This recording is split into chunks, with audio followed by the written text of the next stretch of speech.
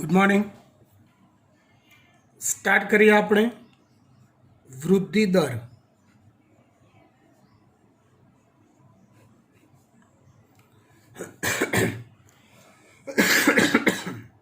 વૃદ્ધિ દર એટલે શું થાય તો કે એકમ સમયમાં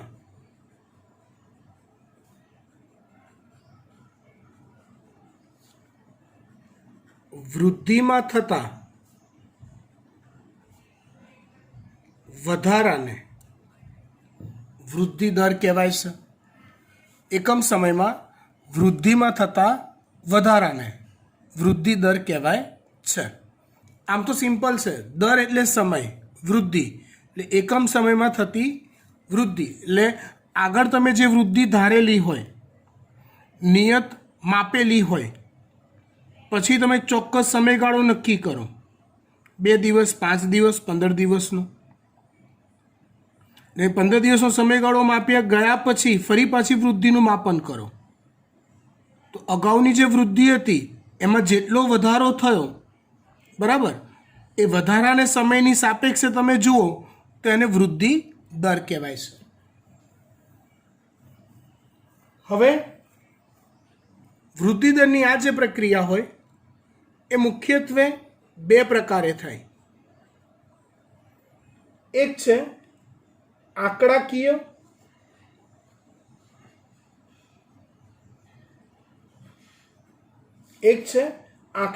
વૃદ્ધિ અને બીજી છે ભૌમિતિક વૃદ્ધિ।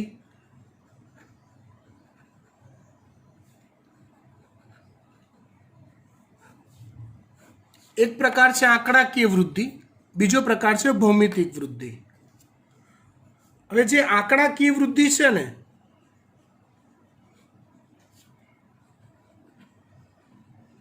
એમાં કેવું થાય,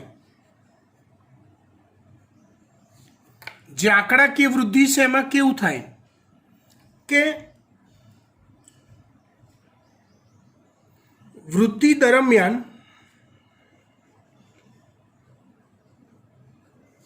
સતત એક જ કોષ વિભાજન પામ્યા કરે અને અન્ય કોષો સતત એક જ કોષ વિભાજન પામ્યા કરે અને અન્ય કોષો વિસ્તરણ અને વિભેદન કરી સ્થાયી પેશીઓનું નિર્માણ કર્યા કરે। એટલે અહીંયા શું થાય ખબર છે કે તમે વૃદ્ધિ દર જુઓ ને તો સતત એક સમાન જળવાઈ રહે।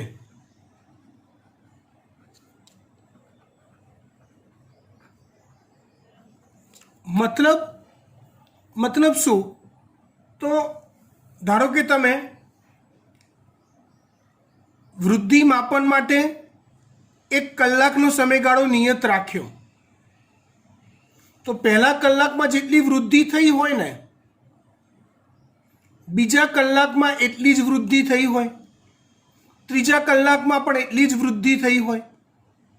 એ જે વૃદ્ધિ દર જે છે એ સતત એક સરખો જળવાઈ રહે। એક્ઝેક્ટલી શું થાય છે સમજાવો।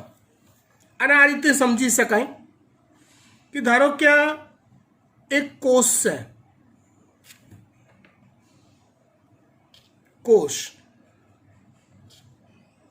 એ કોષ વિભાજન પામીને 2 કોષમાં ફેરવાયો। આ ઘટના કઈ? કોષ વિભાજન। તો આ 2 કોષમાંથી એક કોષ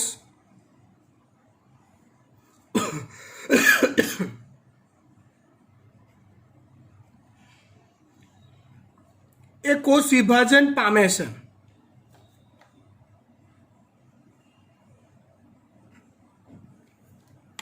બીજો કોષ જે છે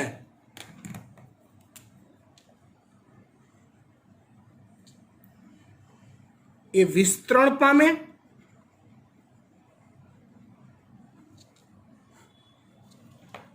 અને પછી વિભેદન પામે.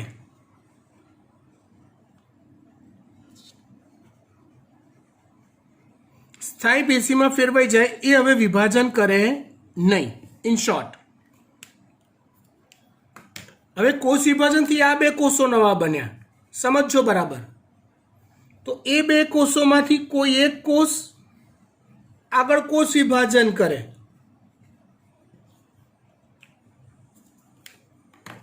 એમાંથી બે કોષ બને. તો બીજો કોષ જે છે એ શું કરશે? તમે સમજી ગયા. એક તો વિસ્તરણ પામશે, વિસ્તરણ પામ્યા પછી વિભેદન પામશે,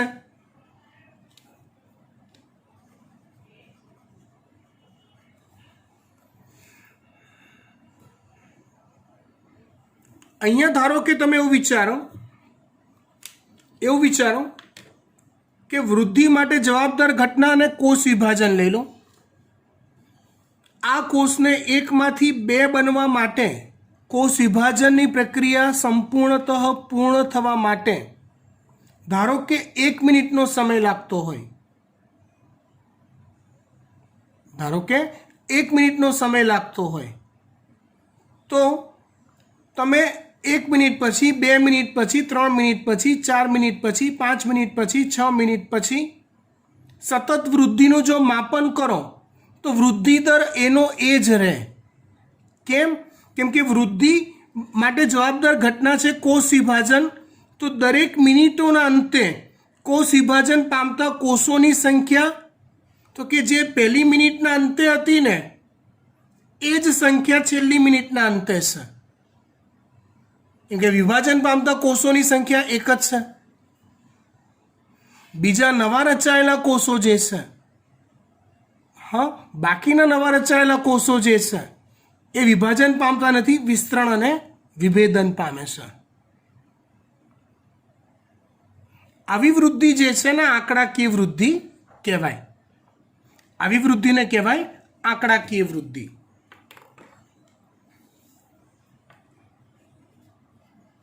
મૂળના ટોચના ભાગની જે વૃદ્ધિ હોય એ આંકડાકીય પ્રકારની હોય છે. એટલે એક સમાન, એક સતત દરે તે વૃદ્ધિ પામે છે. હું તમને લાસ્ટ લેક્ચરની એક આકૃતિ બતાવું છું એટલે આપણે ફરીવાર દોરવી ના પડે. જો આ આકૃતિ દોરી હતી તો અહીંયા ધારો કે 25 કોષ છે. ધારો કે આ જગ્યાએ કેટલા કોષો છે માની લો 25, કદાચ એ 25 કોષો કોષ વિભાજન પામી રહ્યા છે. તો કોષ વિભાજન પામ્યા, ધારો કે 1 મિનિટમાં એ કોષ વિભાજન પામ્યા, તો 25ના કેટલા થશે? 50. રાઈટ? હા કે ના? હા. તો હવે બીજી મિનિટે એ 50 કોષો કોષ વિભાજન નહીં પામે. એ 50 પૈકી 25 કોષો જ કોષ વિભાજન પામશે, બાકીના 25 એ વિસ્તરણ પામશે. વિસ્તરણ પામ્યા પછી વિભેદન પામશે. એટલે ગમે તેટલું મૂળ લાંબુ થાય, ગમે તેટલું લાંબુ થાય, ગમે તેટલી વૃદ્ધિ કરે, પણ વર્ધનશીલ કોષો, કોષ વિભાજન પામતા કોષોની સંખ્યા 25ની 25 જ હોય. નવા જેમ જેમ કોષો બનતા જશે એ નવા કોષો કોષ વિભાજનમાં, મતલબ એ કોષો ધીમે ધીમે વિસ્તરણને વિભેદન કરશે. એટલે વૃદ્ધિ દર એનો એ જ મેન્ટેન રહે. Is it clear? Done? Final. આગળ વધીએ.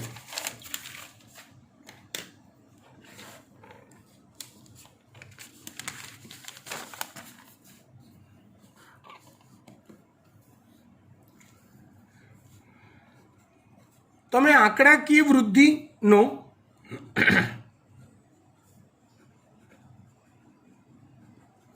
આલેખ જુઓ તો એ આલેખ કંઈક આવો હશે.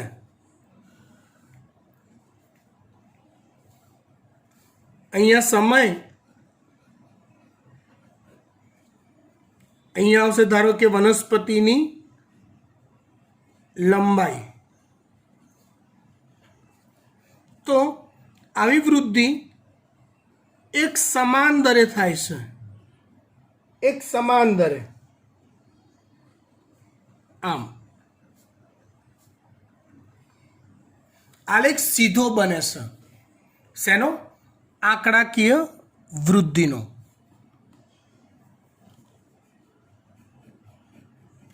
ત્યાર પછી આપણે વાત કરીએ બીજો પ્રકાર, ભૌમિતિક વૃદ્ધિ.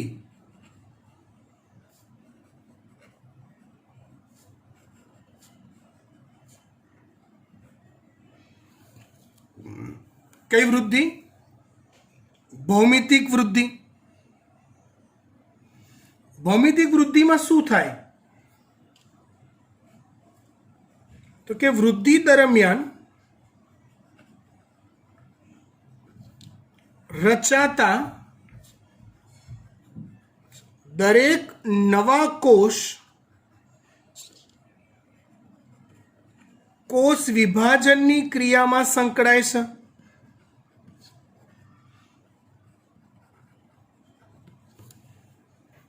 મતલબ કેવું?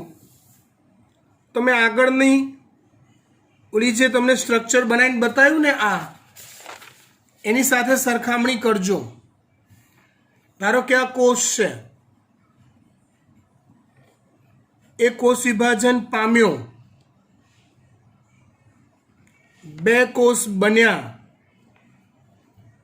એ કોષ વિભાજન પામ્યો, 2 કોષ બન્યા. તો અહીંયા ભૌમિતિક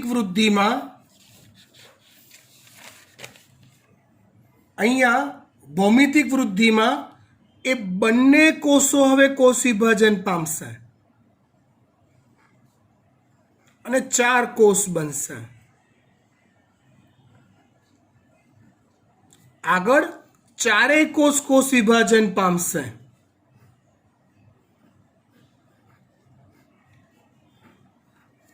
8 કોષો બનશે. પછી 8 કોષ વિભાજન પામશે, 16 બનશે. ઇન શોર્ટ ભૌમિતિક વૃદ્ધિ જે છે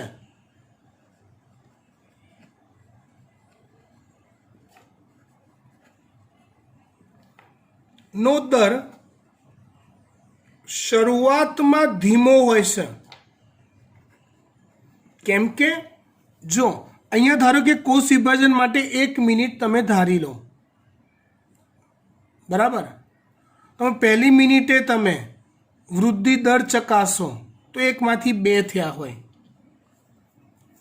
બીજી મિનિટે વૃદ્ધિ દર ચકાસો તો 2 માંથી 4 થયા હોય. આ આંકડા નાના છે, આંખે ઉડીને વળગે એવા નથી. પણ 4 ના 8, એના પછીની મિનિટ 16, પછીની મિનિટ 32, પછીની મિનિટ 64, પછીની મિનિટ 128, પછીની મિનિટ 256, પછીની એક જ મિનિટમાં 512, પછીની એક જ મિનિટમાં 1024. ધડીમ દઈને સંખ્યા વધી જશે. ખ્યાલ આવે છે વાત?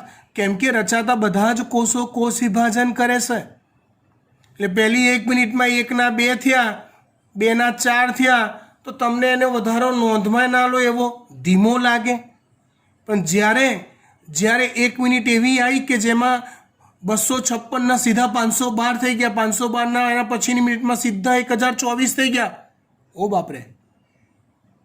ઇન શોર્ટ, શરૂઆતમાં વૃદ્ધિ દર ધીમો હોય, ત્યાર પછી અત્યંત ઝડપી બને છે. જો જ્યારે વૃદ્ધિ અત્યંત શબ્દમાં આવી જાય ને ત્યારે ક્યાંક ને ક્યાંક એને અટકવું પડે છે. કારણ વૃદ્ધિ પામવા માટે સતત પોષક દ્રવ્યોની કે ઓક્સિજનની કે શ્વસનની જરૂરિયાત રહેશે. એટલે જે માધ્યમમાં ઉછેર થતો હોય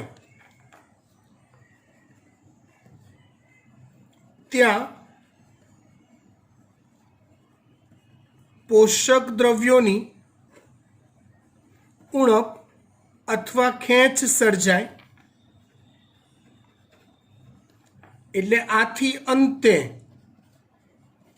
તે સ્થાયી તબક્કામાં પ્રવેશે છે. અંતે તે કયા તબક્કામાં પ્રવેશે છે? સ્થાયી તબક્કામાં પ્રવેશે છે. એક સ્ટેબલ વૃદ્ધિ થઈ જાય. ઝડપથી જે ખૂબ વધારો થયો છેલ્લે અટકી જવું પડે, એક સ્ટેબલ વૃદ્ધિ થઈ જાય. ન તો નવી મતલબ ન સંખ્યાનો ખાસ વધારો થાય ન ઘટાડો થાય. એવા સમયમાં એવી પરિસ્થિતિમાં એ પહોંચી જાય. કઈ વૃદ્ધિ? ભૌમિતિક વૃદ્ધિ.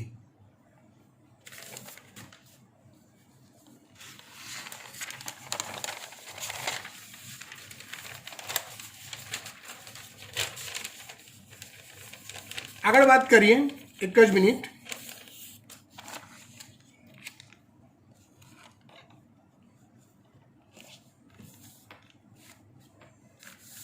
ભૌમિતિક વૃદ્ધિમાં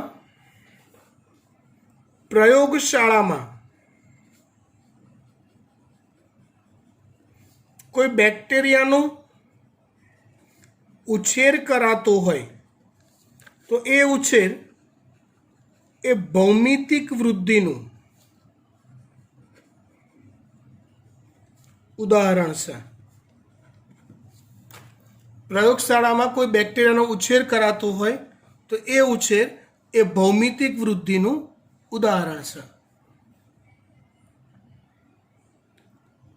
જેમાં ચોક્કસ પોષક માધ્યમની અંદર બેક્ટેરિયાનો ઉછેર કરાતો હોય.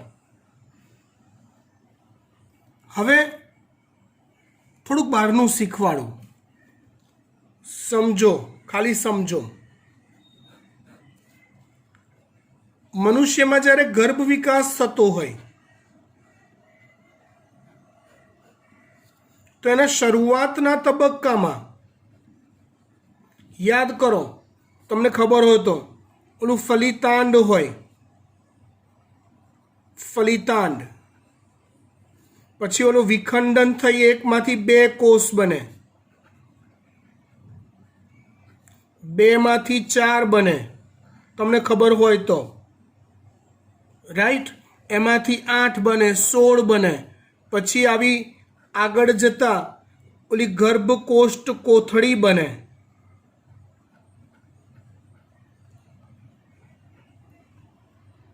આવી યાદ છે? ગર્ભકોષ્ઠ કોથળી.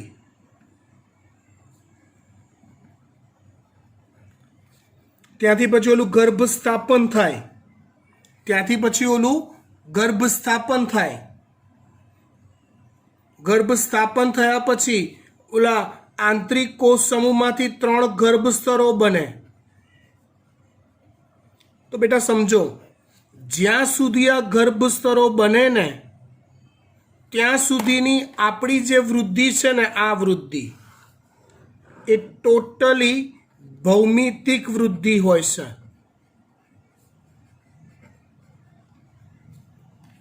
હા, કેમ કે અહીંયા અત્યાર સુધી ક્યાંય વિભેદન થતું નથી, નવી પેશી બની નથી. શોર્ટ એન્ડ સ્વીટ તમને કહી દઉં, નવી પેશીનું નિર્માણ ન થાય ને ત્યાં સુધીનો જેટલો બી ગર્ભ વિકાસ છે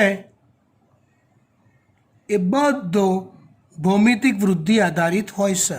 બધા કોષો કોષ વિભાજન કરતા હોય. ત્યાર પછીની જે વૃદ્ધિ છે, એ ક્યાંક આંકડાકીય અને ક્યાંક ભૌમિતિક હોય છે. ગર્ભ સ્તરોનું નિર્માણ થયા પછીની વૃદ્ધિ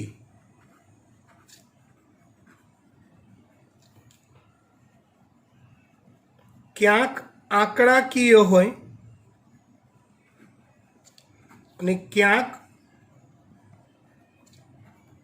ભૌમિતિક હોય. ગર્ભસ્તરોનું નિર્માણ થયા પછીની વૃદ્ધિ ક્યાંક આંકડાકીય હોય અને ક્યાંક ભૌમિતિક હોય.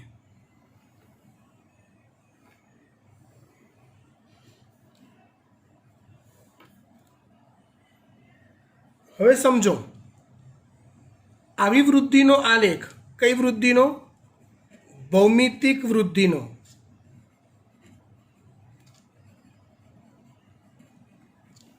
એ આવો હોય છે. શરૂઆતમાં વૃદ્ધિ ધીમી, પછી અચાનક ઝૂમ દઈને વધી જાય, પછી પાછી એ ઘટી જાય, આ રીતે. છેલ્લે સ્થાયી થઈ જાય, આમ. એટલે એસ વક્ર આલેખ આવે. શેનો? ભૌમિતિક વૃદ્ધિનો. હવે આગળ વાત કરીએ.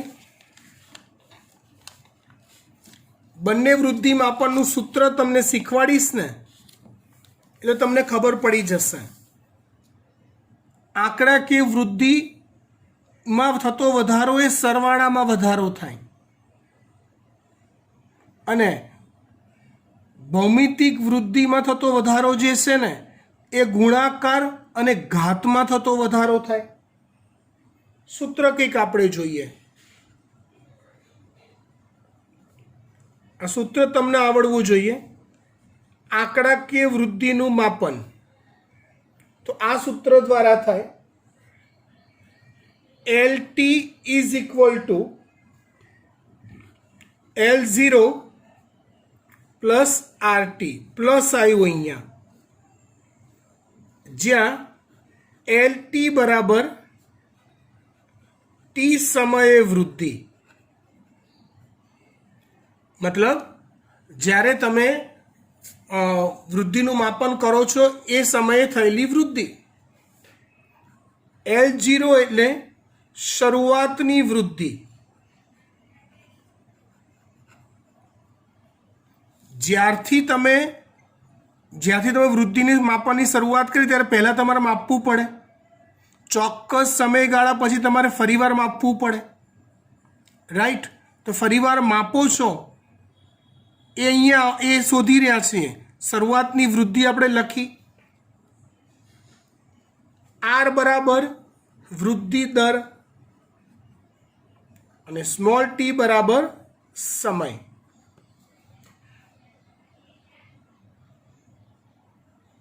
આ રીતે. એવી રીતે ભૌમિતિક વૃદ્ધિ માપવાનું સૂત્ર આપણે જોઈએ તો W1 બરાબર W0 ઇન્ટુ e⁻RT. W1 એટલે અંતિમ વૃદ્ધિ જે આપણે શોધવાની છે. W0 એટલે પ્રાથમિક વૃદ્ધિ શરૂઆતના સમયની.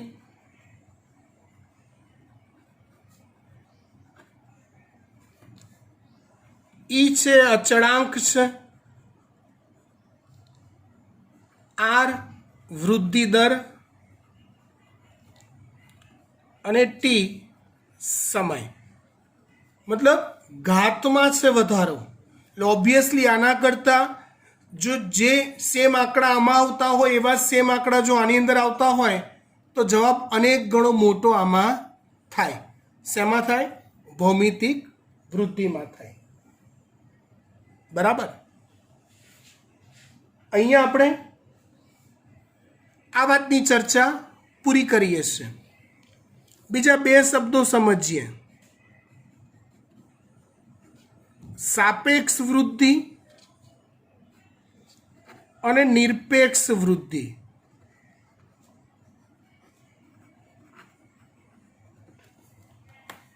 સાપેક્ષ વૃદ્ધિ અને નિરપેક્ષ વૃદ્ધિ આમ જોવા જાઓ તો બહુ સિમ્પલ વસ્તુ છે. કોઈ એક બાળકની આજે આપણે હાઈટ માપી,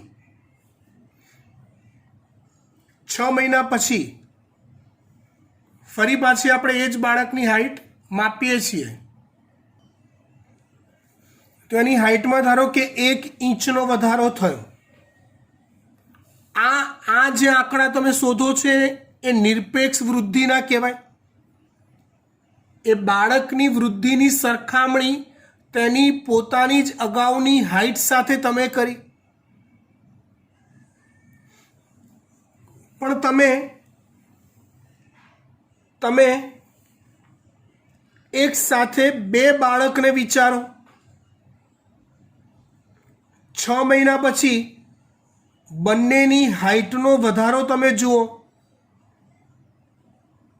અને એની સરખામણી કરો, તે વૃદ્ધિને કહેવાય સાપેક્ષ વૃદ્ધિ. દાખલા તરીકે હું તમને સમજાવું કે ધારો કે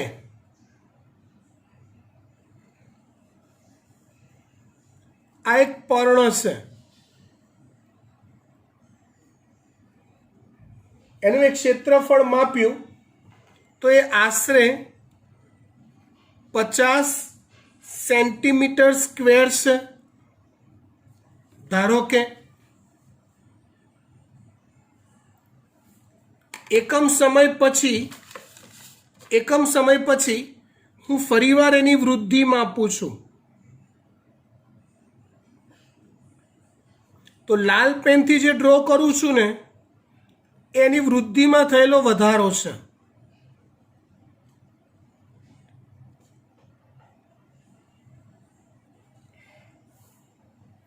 એ જે વધારો થયો પછી એનું માપ જોતા એ 55 સેન્ટીમીટર સ્ક્વેર થયું.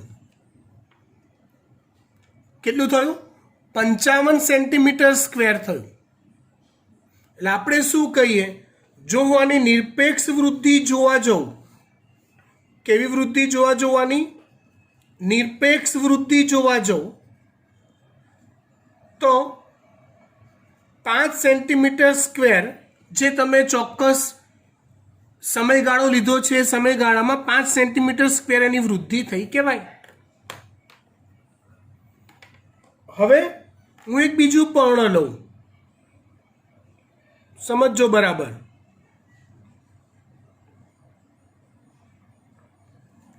એનું ક્ષેત્રફળ 5 સેન્ટીમીટર સ્ક્વેર છે. કેટલું છે એનું ક્ષેત્રફળ? 5. આ 50 હતું, આ ખાલી 5 સેન્ટીમીટર સ્ક્વેર છે. એ જ સેમ એકમ સમયમાં એનું કદ વધીને 10 સેન્ટીમીટર સ્ક્વેર થયું. એટલે હું આની નિરપેક્ષ વૃદ્ધિ જોવા જાઉં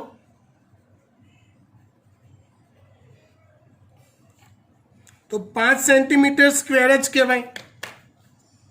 એટલે હું આની વ્યક્તિગત વૃદ્ધિ અને આની વ્યક્તિગત વૃદ્ધિ જોવા જાઉં તો નિરપેક્ષ વૃદ્ધિ, વ્યક્તિગત વૃદ્ધિ એક સરખી જ કહેવાય.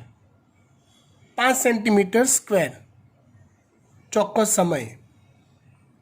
પણ જો હું સાપેક્ષ વૃદ્ધિ જોવા જાઉં તો આ પાર્ટી ઓલરેડી 50 સેન્ટીમીટર સ્ક્વેરની હતી અને 55 સેન્ટીમીટર સ્ક્વેર થયું. સમજવા પ્રયત્ન કરજો. 50નું હતું અને 55 થયું અને આ 5નું હતું અને 10નું થયું. એટલે આની વૃદ્ધિમાં 100% વધારો કહેવાય. આની વૃદ્ધિમાં 10% વધારો કહેવાય. જો હું સાપેક્ષ વૃદ્ધિની વાત કરું તો 5માં સીધો 5નો ઉમેરો થયો એકમ સમયમાં, રાઈટ. અહીંયા 50માં 5નો ઉમેરો થયો. જો આ બંનેની સાપેક્ષ વૃદ્ધિ સરખી હોત, નથી સરખી, પણ ધારીએ છીએ આપણે, જો આ બંનેની સાપેક્ષ વૃદ્ધિ સરખી હોત તો આ પાર્ટીનું જે કદ છે ને એ 100 સેન્ટીમીટર સ્ક્વેર થવું જોઈતું હતું. ક્લિયર વાત? પાક્કું? ચોપડીમાં આપેલી આની વ્યાખ્યા એ ગોખવી પડશે. એના કોઈ ચોક્કસ સારાંશ નીકળતા નથી, કોઈ મિનિંગફુલ વ્યાખ્યા આપી નથી. ઇંગ્લિશનું ગુજરાતીમાં ટ્રાન્સલેશન કરેલી આપણી બુક છે એનસીઆરટીની, એટલે બંનેની વ્યાખ્યાના ભેદ લખનાર વ્યક્તિએ, ટ્રાન્સલેશન કરનાર વ્યક્તિએ પારખ્યા નથી. એટલે જોતાં આપણને પૂરી વ્યાખ્યાના અર્થઘટન પાક્કી ખબર પડશે નહીં, પણ આ સાપેક્ષ અને નિરપેક્ષ વૃદ્ધિ વચ્ચેનું પ્રોપર અર્થઘટન છે. ડન? ચલો આગળ વાત કરીએ.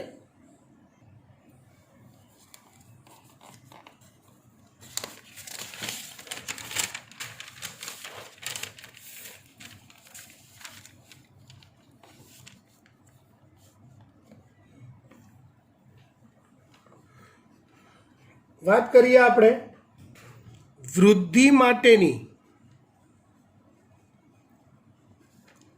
પરિસ્થિતિઓ.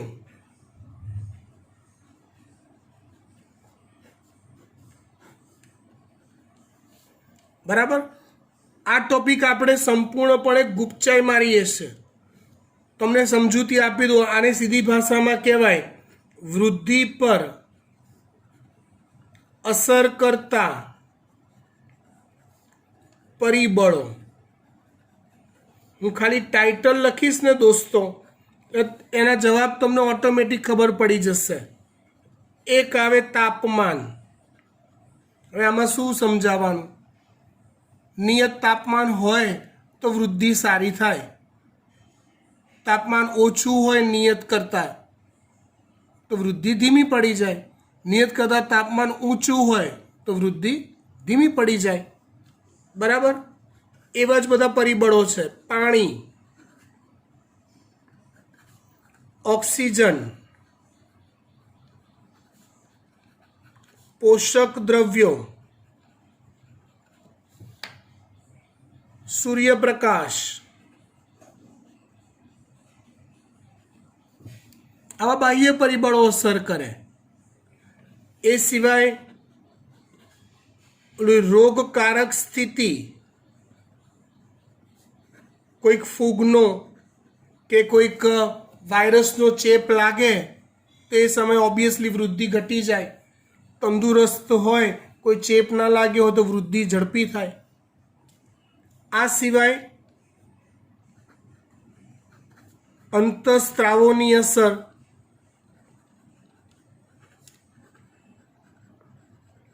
વનસ્પતિ વૃદ્ધિ અંતઃસ્ત્રાવોની પ્રાપ્તિ કઈ માત્રામાં થાય છે, એ કેટલી અસર દર્શાવે છે, એની પણ વૃદ્ધિ પર સીધી અસર થતી જોવા મળે છે.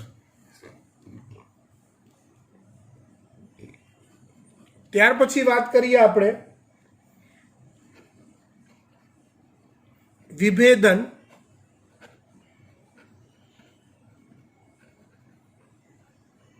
નિર્વિભેદન અને પુનઃ વિભેદન. વિભેદન, નિર્વિભેદન અને પુનઃ વિભેદન. સમજો બરાબર. વનસ્પતિ દેહમાં આવી ઘટનાઓ બનતી હોય છે. પહેલી ઘટના સમજો વિભેદન, જે દરેક સજીવમાં થાય. શું થાય વિભેદનમાં?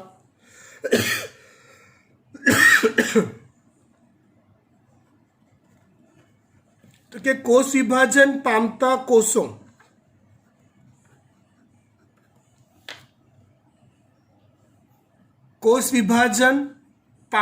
કોષો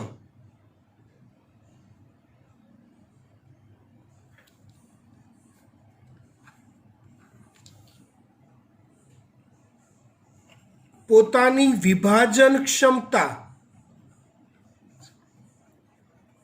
ગુમાવી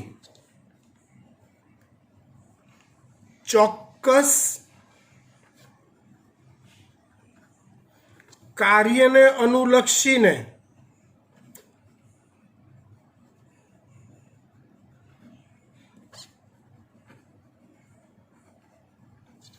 પરિવર્તન પામે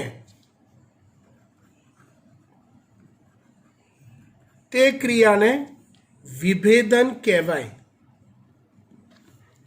મતલબ વર્ધનશીલ પેશીના કોષો, આનો અર્થ એવો થાય કે વર્ધનશીલ પેશીના કોષો સ્થાયી પેશીમાં ફેરવાય તો એ ક્રિયાને વિભેદન કહેવાય.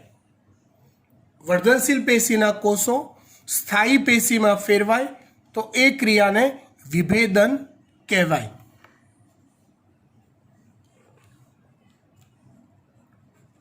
બીજો શબ્દ છે નિર્વિભેદન.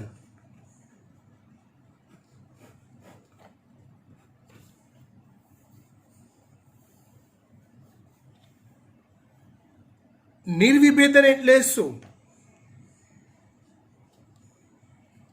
તો કે વિભેદન પામેલા કોષો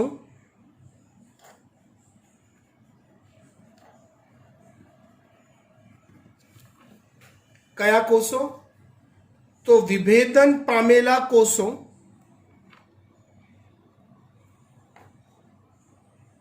એટલે કે સ્થાયી પેશીના કોષો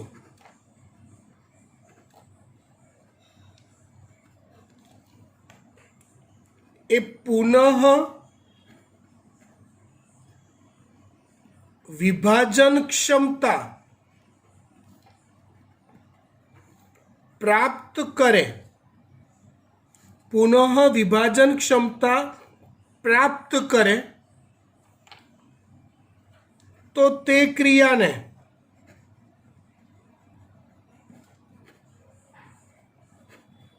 નિર્વિભેદન કહેવાય છે.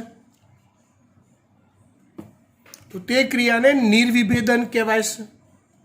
આ સેન્સમાં કહેવા જવું, આગળ સમજાવીએ સેન્સમાં, તો વર્ધનશીલ કોષો એ સ્થાયી પેશીમાં ફેરવાયા. હવે જો એ સ્થાયી પેશી પાછી વર્ધનશીલ પેશીમાં ફેરવાય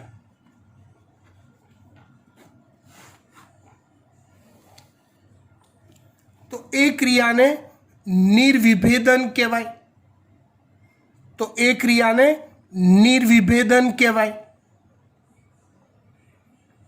નિર્વિભેદન થોડુંક તમને ડીપમાં સમજાવું, સમજવું પડશે, જરૂરી છે એટલે, બાકી ગોખી તો શકાશે જ. તમને જો 11માં આવતી દ્વિતીય વૃદ્ધિ યાદ હોય,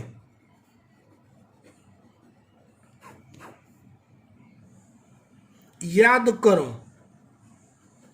ધારો કે યાદ નથી આવતી તો અહીંયા વિડીયો સ્ટોપ કરો. વિડીયો સ્ટોપ કરી ત્વક્ષૈધા અને વાહી એધા એટલે કે પુલીય એધાવાળી થિયરી વાંચી લો એકવાર. એ વાંચશો એટલે તમને તરત દ્વિતીય વૃદ્ધિની વાત આખી ખબર પડી જશે.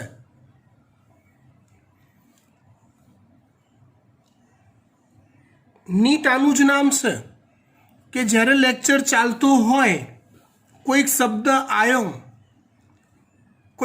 આવ્યો અને એ શબ્દ અગાઉ ચાલી ગયેલો છે ને તમને આઈડિયા નથી આવતો એના વિશે, તો તમારી જવાબદારી બને કે ચોપડી ખોલી ફેંદી એ શબ્દ શોધી કાઢવો, અર્થ સમજી લેવો ફરી એકવાર. નીટ આનું જ નામ છે.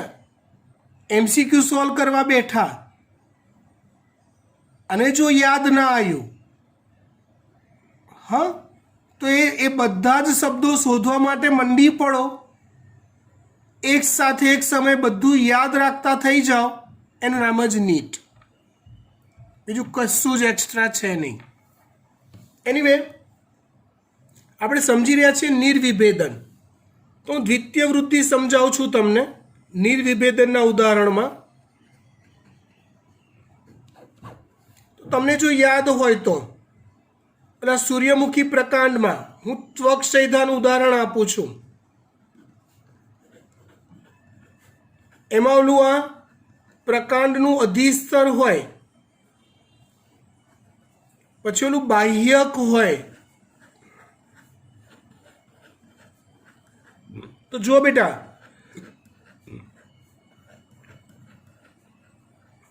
આ બાહ્યક, પછી અંતઃસ્તર, પરિચક્ર, આ બધું હોય, રાઈટ.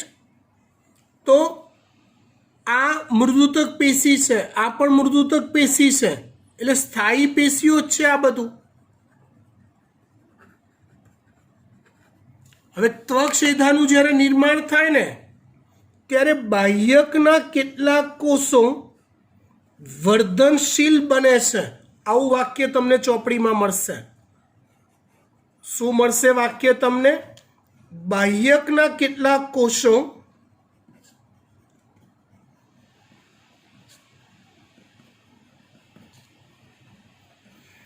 વર્ધનશીલ બને છે. આવો વર્ધનશીલ બનેલો જે પટ્ટો છે ને એને ત્વક્ષૈધા કહેવાય. તમને જો યાદ હોય તો એ ત્વક્ષૈધાની ઉપર હવે ધીમે ધીમે ઓલી છાલ બનતી જશે. યાદ છે? ખબર પડી? હા. ઇન શોર્ટ, એકવાર બાહ્યકનો પ્રદેશ બની ગયો તો એટલે એ વિભેદન થઈ ગયેલું, એ સ્થાયી કોષો હતા. પણ દ્વિતીયક વૃદ્ધિ કરવા માટે એ સ્થાયી કોષો ફરી પાછા વિભાજનશીલ થઈ ગયા. એટલે ત્વક્ષૈધાનું નિર્માણ, વાહી એધાનું જે નિર્માણ છે એ નિર્વિભેદનનું ઉદાહરણ છે એવું કહેવાય. નીટ માટે આ યાદ રાખવાનું. ત્વક્ષૈધા, વાહી એધા શેનું ઉદાહરણ છે? તો કે નિર્વિભેદનનું ઉદાહરણ છે. ક્લિયર? ત્રીજો શબ્દ જોઈએ, પુનઃવિભેદન. પુનઃવિભેદન એટલે શું થાય? તો સમજો, સ્થાયી કોષો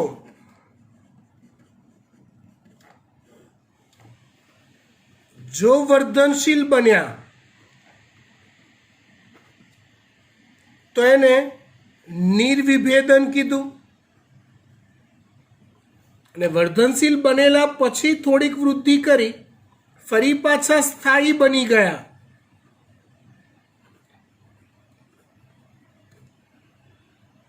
તો એને કહેવાય છે પુનઃવિભેદન.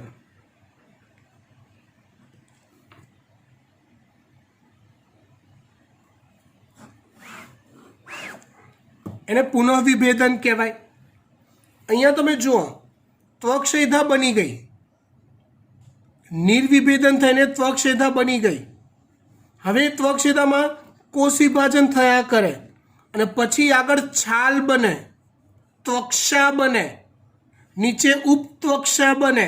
એ સ્થાયી પેશીઓ બની, ફરી પાછી બની. એ વર્ધનશીલ કોષોએ જ ત્વક્ષા નામની સ્થાયી પેશી બનાવી. વર્ધનશીલ કોષોએ જ ઉપત્વક્ષા નામની સ્થાયી પેશી બનાવી. તો એ ક્રિયાને કહેવાય પુનઃવિભેદન. વાત સમજી ગયા? વાક્ય રચના લખવી હોય પુનઃવિભેદનની તો આવી કંઈક લખી શકાય કે નિર્વિભેદન બાદ વર્ધનશીલ બનેલા કોષો, નિર્વિભેદન થયા બાદ વર્ધનશીલ બનેલા કોષો પુનઃ સ્થાયી કોષો બને,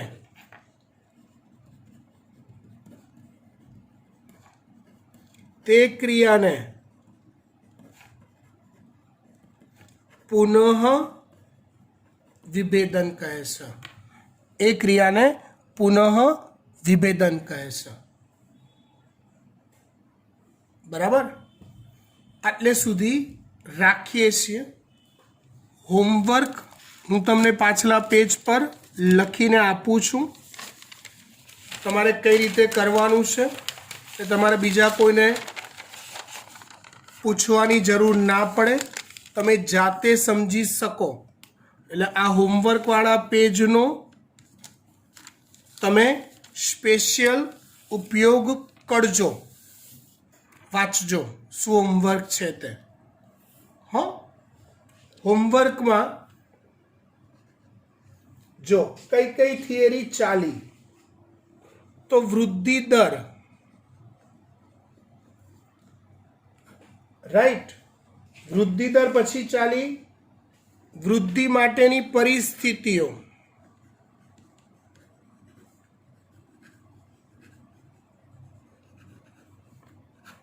અને પછી ચાલી વિભેદન, નિર્વિભેદન,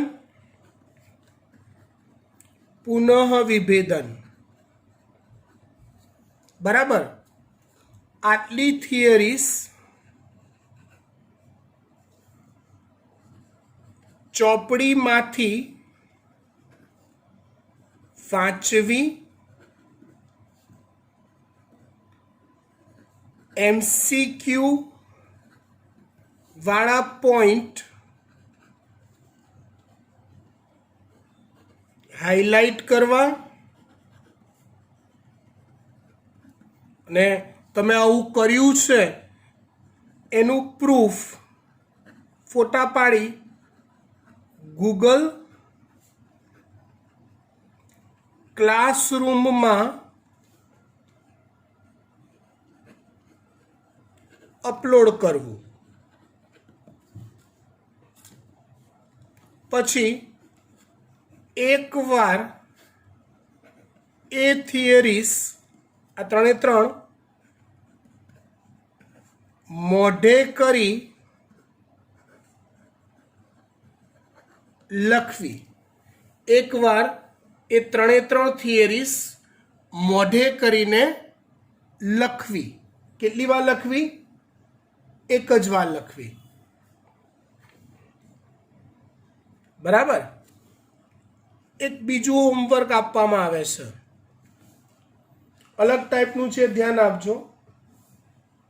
ચેપ્ટરમાં આગળ વનસ્પતિમાં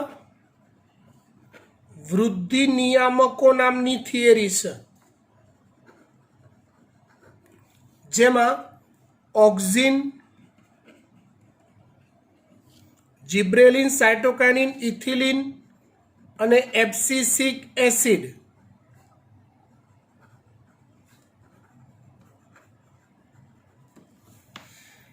આટલા વૃદ્ધિ નિયામકો છે. તો એ નિયામકો વાળી થિયરી ધ્યાનથી વાંચવી, અને વાંચનના અંતે જે પોઈન્ટમાં ખબર ન પડે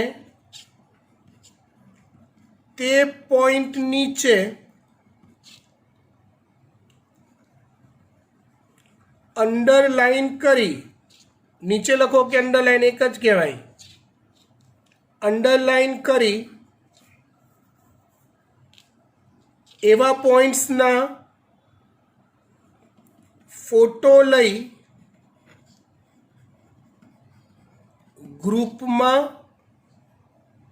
વોટ્સઅપ ગ્રુપમાં મૂકવા. એટલે હું આ થિયરીની અંદર એટલું જ શીખવાડીશ ડીપમાં કે જે પોઈન્ટ તમને ખબર પડતી નથી. બરાબર, આનું પણ હાઇલાઇટરવાળું વર્ક જોડે જોડે કરવું હોય તો કરી નાખવાનું આના જેવું, કેમ કે નેક્સ્ટ લેક્ચરમાં હોમવર્ક તરીકે આવશે, તમારે અપલોડ કરવું પડશે. આ લેક્ચરમાં આનું હાઇલાઇટર વર્ક અપલોડ કરવાનું નથી ગૂગલ ક્લાસરૂમમાં. ઓકે, ચલો બાય.